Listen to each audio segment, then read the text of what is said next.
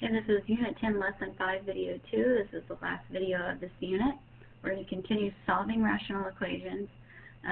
Last video, they were proportions. They were set up like proportions, so we just had to cross multiply. This time, they're not set up like proportions. So as you can see, I don't have just one fraction equals another fraction. I have these three fractions here. So what I have to do to solve is to multiply by the least common denominator. Okay, so in this case, I need the least common denominator between all three of these fractions. They're just numbers, so not too hard. So it's going to be 21, because 21 will cover the 7 and the 3. So unlike when you're just adding and subtracting, since there's an equal sign, I multiply everything by the whole least common denominator, and then I'm going to cancel and clear my fractions. Okay, so I multiply this by 21, this by 21, and this by 21. Because then I can cancel the 7 and I'm left with 3. So then I just have 3 times 4, which is 12. Here I can cancel the 3 and I'm left with 7. So that's just 7 times x, which is 7x. So you're multiplying the numerator with the number left over because you've canceled the denominator. So 2x times 3 is 6x. Okay. Subtract 7x. 12 equals negative 1x. Divide by negative 1. And you get x equals negative 12. No variables in the denominator, so you don't have to worry about any of those disclaimers. Okay, let's look at the next one. Alright, so least common denominator between x, 2, and 4x. So do the numbers first. So between 2 and 4, it's going to be 4. And then between x and x, it'll just be x. So I multiply everything by 4x. So then I can get my denominators to cancel. So here the x's cancel, and you have 4 times 2, which is 8. Okay, here 2 cancels with the 4s, but you're still left with another 2. So you have 3 times 2x. That's 6x. Here, all of it cancels, and you're left with 2x.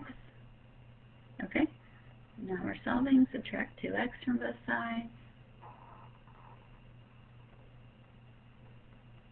Divide by negative 4. And I get x equals negative 2. I check my denominator, so for this denominator, x can't equal 0. So I'm going to go ahead and write that to the side. X can't equal 0. Here it doesn't matter, there's not an x. Here x also can't equal 0. So this answer is good.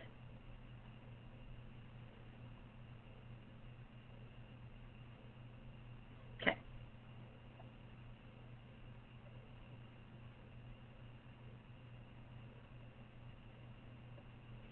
Okay, do the numbers first. So the least common denominator between 2, 10, and 5 would be 10.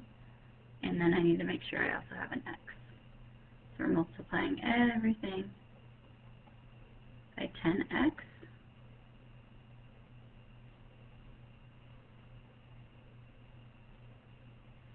Okay, so the x's cancel and you're left with 5. 5 times 1 is 5. Here the 10's cancels and you're still left with an x. 3 times x is 3x. Here 5 cancels with 10, but you still have 2x. 1 times 2x is 2x. And that's 12.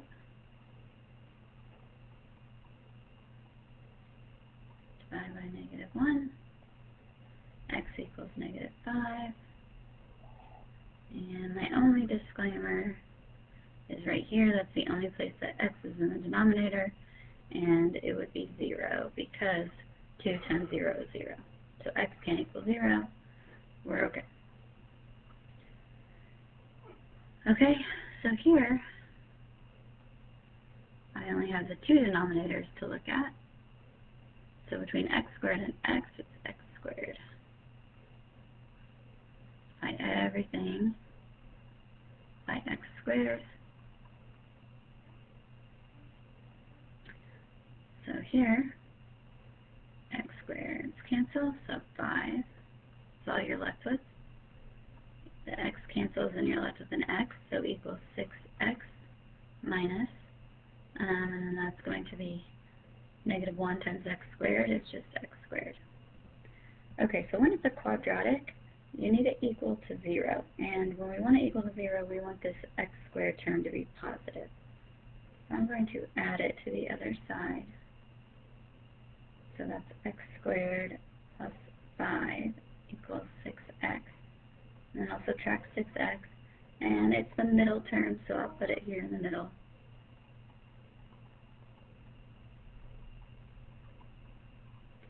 Okay, and then this actually factors. So you could factor or use quadratic formula. So I need to add to be 5, multiply to be positive 5, add to be negative 6. So negative 5 and negative 1. So remember to solve these, you set each piece equal to 0. So x equals 5, or x equals 1. Okay, going back up, making sure, again, my disclaimers are just that x can't be 0. Because 0 squared is 0, and this would be 0, and cannot divide by 0. But neither one of these are 0, so we're okay. Okay, let's look at this last one. So we might need to factor first, if possible. Okay, so I need to multiply to be negative 6, add to be negative 1. So I'm going to use negative 3 and positive 2. So I'm just going to scratch that out so I'm only looking at this instead. Okay, so I need to make sure all parts are covered. Since there's a plus or a minus, those are grouped with parentheses. So I need to make sure I have an x minus 3, and I need to make sure I have an x plus 2. This denominator on the right has both of those, so those are covered already. Okay, so I multiply everything by x minus 3, x plus 2. Okay.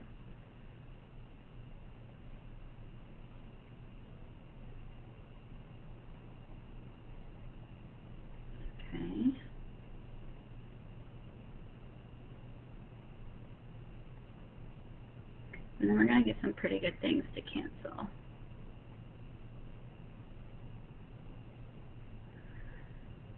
Okay, so for this first fraction, my x minus 3's cancel, so I'm left with 4 times x plus 2. In this fraction, my x plus 2's cancel, so we're left with 2 times x minus 3.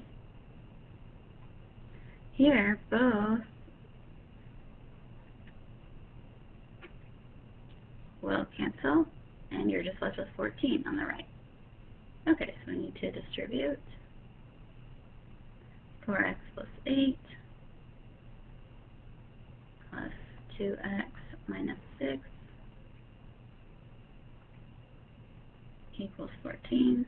Combine our like terms, they're on the same side, so we keep the signs the same, that's 6x, and then 8 and negative 6 is plus 2. Okay, subtract 2. 6x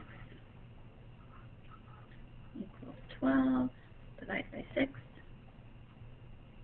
and we get x equals 2. Okay, let's check out our disclaimers. So, to get a zero in the denominator here, it would be a positive 3, so I can't have positive 3 as an answer, and I can't have negative 2 as an answer. This is positive 2, so this is okay. Okay, that's it. You're ready to do the last assignment, which is Unit 10, Assignment 7.